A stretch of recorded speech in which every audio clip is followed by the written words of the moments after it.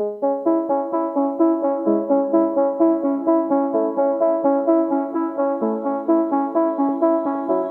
is Seasons of Discontent with your hosts Rick Snyder and Matt Combs on the Hogstye Network.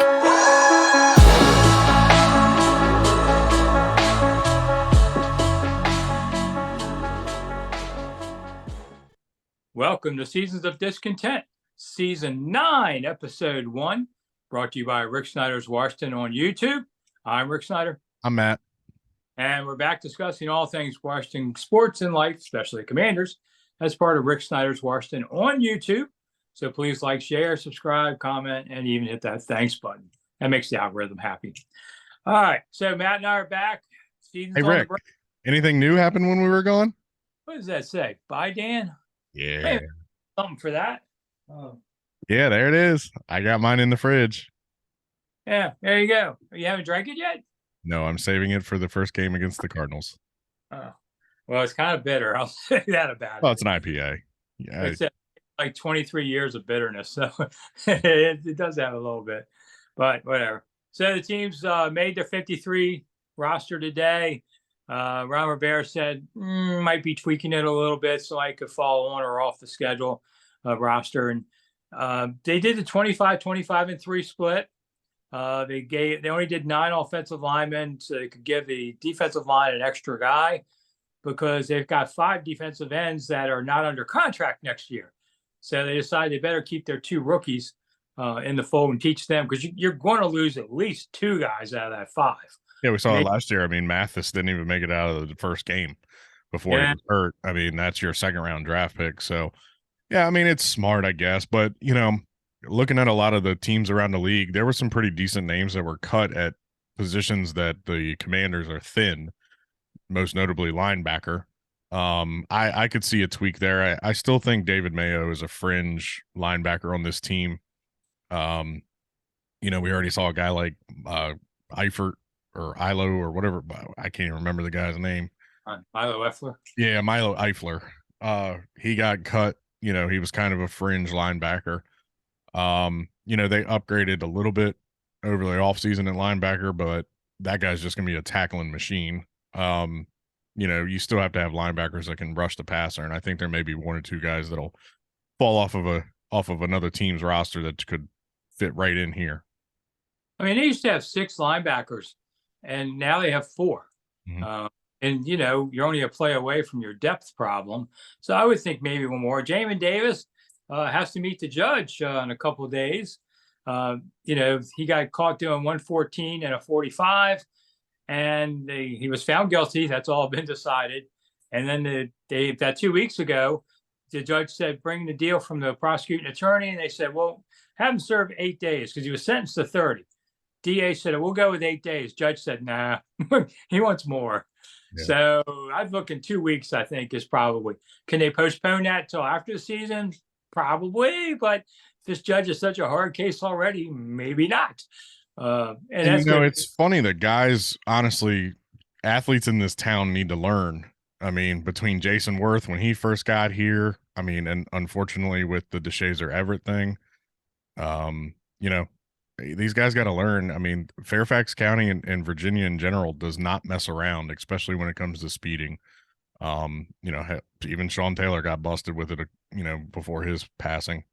You know, they just got to learn. I mean, the state of Virginia, reckless driving is a major, major deal, and they do like to throw the book at people. So, look, I understand a lot of these guys ain't from here, but you guys got to slow down. I understand you get your fast cars when you get your money and all that stuff, but you got to slow down, man. I got a speeding ticket, oh, God, at least 15 years ago in Virginia. And included in there was a $50 processing fee for my check. Wait a minute. You're going to charge me $50 to cash my check? Well, you know, everybody talks about it when you're heading south on 95, right as you're going into North Carolina. That's where the speed traps are. And my brother-in-law got busted down there. He has to go back down there for court. They do not let you send an attorney for you. So wow. They are very strict when it comes to reckless driving claims. So Jamin Davis, who knows where his mind is? I wouldn't particularly want that on my mind, but okay. So that's going to be resolved soon, one way or another. I was a little surprised in a way that they went with 2 quarterbacks because this team has played 3 to 5 quarterbacks for the 5 straight years. Okay, so why in the world would we not? I've got now a crab bet with Grant Paulson on 106.7 The Fan, Captain Billy's. Crab. If because I say that my bet was that Jake Fromm was going to start a game this year. Now, currently not on the roster, so it's not looking good. But tomorrow is practice squad. They'll sign 16 guys, and I think Fromm will be one of them. But you never know. I would have kept the third guy. I was surprised they only had 3 running backs. They didn't keep Jared Patterson, and they had an injury in one of the spots. So I wouldn't be surprised if they pick up another running back at some point for cheap. Returner, I don't know. Is that Dax Milne? I hope not. They didn't keep Casimir Allen, which they shouldn't have after the Bengals game. Yeah, I mean he's maybe he's a practice squad guy and get a little seasoning, but Dax Milne didn't do anything as a returner last year. Didn't they draft somebody that I think a corner or something that can also be a kick returner? Yeah, I mean even Dotson could, but you don't really want to risk your number 2 receiver. You don't risk Dotson. No, if you're gonna risk a wide receiver at returner, it's Milne. Let's be honest, because Pringle made the team. He fits right into that Eric Bieniemy mold. He played in Kansas City. A lot of their offensive draft picks and people that they picked up in the offseason were more to fit the Eric Bieniemy style that he's brought to this team. I was a little surprised at the Fromm thing just because we saw how poorly this offensive line played in the preseason. Honestly, I mean, look, against the Ravens, they looked good, but that was Ravens' second and third stringers, on the defensive line, while our starters were still out there for a half. I don't know. Maybe Hal is more durable than other quarterbacks, but I don't know, man.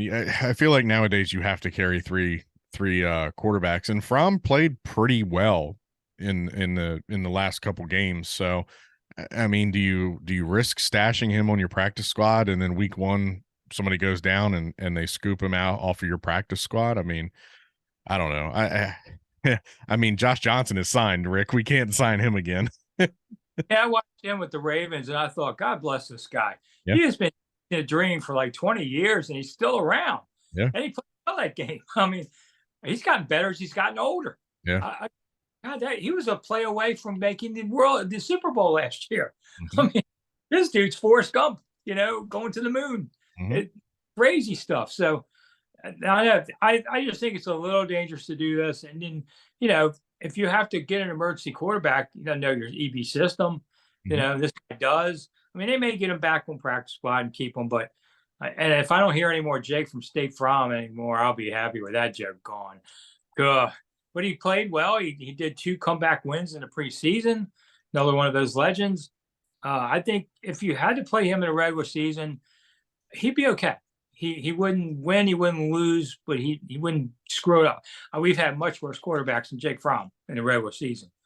So, and I was going to ask you, you talk about the preseason wonder. Is Tinsley one of those guys? I mean, is he going to be a Marcus Mason or a God, I can't even remember the Marco Mitchell. Is he going to be one of those guys, or is he actually going to make an impact on this team? I mean, he's got great hands, but he's a UFD for a reason.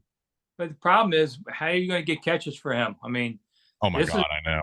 The deep receiver core that the first 4 guys are going to take a max of a lot of stuff. So, and then Gibson's going to get a bunch, and your tight ends are going to be there. And I'll be honest, I'm surprised that a guy like Curtis Samuel made this roster. He may fit into that Jerick McKinnon role that Eric Bieniemy had in Kansas City with a wide receiver that can also play running back type situation. And we saw it a little bit last year with him.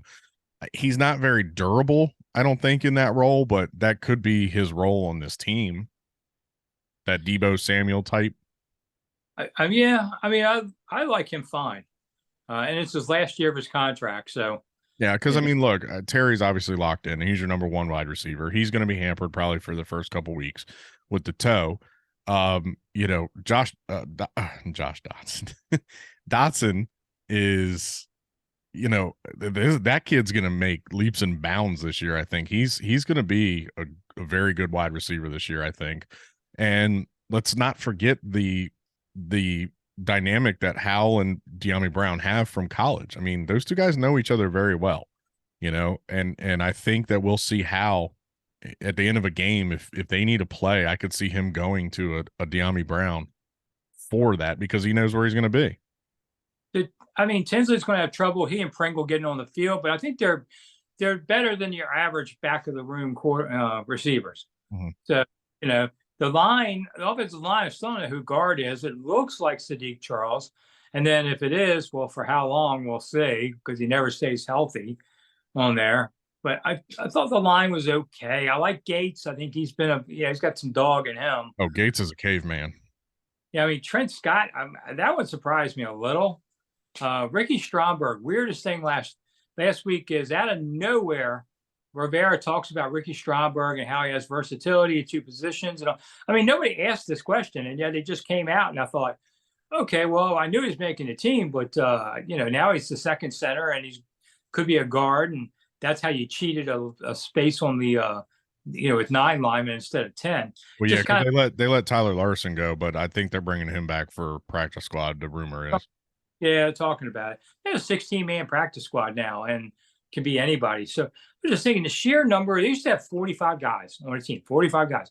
Now you have 69. Mm-hmm. In the park. That's why I can't park in the parking lot anymore. I'm in a field because you got an extra 20 cars in there. Mm-hmm. It's amazing how many people that you have on this. This thing with Chase Young. Today Rivera would not discuss Chase Young's injury or anybody else's, but even yesterday or after the game, we were asked him and said, how did his doctor's appointment go? I don't want to talk about that now. And so it doesn't, that's not something I like to hear, especially with Chase's problems before. A stinger, for anybody who doesn't know, is basically your nerves got smashed. And it's hard to judge somebody's nerves and how much it hurts. Anybody has a nerve problem, like I had one last year, it left me on the ground. I couldn't move. I hard to judge them on that, but it'd be nice to know what's going on there because, I don't think Chase makes this team next year. I don't think they're willing to pay what, he could get in the market. So I think that this is his last year, but he should want to play, go get that money. That's what motivates him. So that's kind of an interesting one. If you have to keep Chase or Sweat, I keep Sweat because at least he's on the field. If Chase does not play a lot this year and does not stick with this team, that's a bust, right? For this team. He could go somewhere else and be, great, but for this team, it's a bust. And realistically, I hate to dwell on it, but you're a 2-point conversion away from getting Joe Burrow. And the differences between Chase Young and Joe Burrow, man, I tell you, I'd rather have Joe Burrow at this point. Yeah, I know. But now you got Sam, so it's all okay now. Emmanuel Forbes, watched him in practice. He has the skinniest legs of any pro player I have ever seen, but he's very good senses on the ball. If it went for his legs, I would be all in on this guy. I just look at him and go, how is he really going to make it? Made a couple great tackles in the preseason. And the kid has a nose for the ball. I'm not worried about him. And it's surprising, Rick. I was looking at the depth chart or who they kept and everything. We surprisingly have a very good corner core as long as they stay healthy. I think losing St. Juice last year was probably a big blow to this team, but you've got a very good secondary to go along with a very good front 5, front 4, whatever you want to call them. Your safety should, Quan Martin's going to be all right. You've got, Derek Forrest has been tough. You got Cameron Curl. And Percy Butler and Jeremy Reeves. Let's not forget about your special teams captain, who also made plays last year and got elected to the Pro Bowl. You've got a very good secondary. There's a lot of potential there, and obviously they have to stay healthy. I don't know. This is the year for the offense to take the step. Look, we got rid of Scott. We've brought in a innovator, a guy who's won 2 Super Bowls. Whether you want to talk about how much he sat behind Andy Reid, blah, blah, blah. I'm tired of hearing about all that because the offense that I've seen on the field has been productive. Whether it's preseason, there's so many little caveats you can put on it. But what I saw on the field, move the ball effectively. I saw Sam Howell moving his feet, not being a statue, and the kid can sling it, man. He's got an arm. I know we'll go into Hal a little bit more on Thursday, but I'm been impressed. I mean, I don't know what you saw in practice, but what I've seen with my eyes on TV has been pretty impressive. And I tell you, if he hadn't been a 5th round draft pick, the entire ESPN, everybody would be singing this guy's praises. Yeah. All right, we're going to run. We'll be back on Thursday. We're back on a twice-a-week schedule around Monday and Thursdays mostly around. So I'm Rick Snyder. I'm Matt. And we're out of here. See ya. Bye.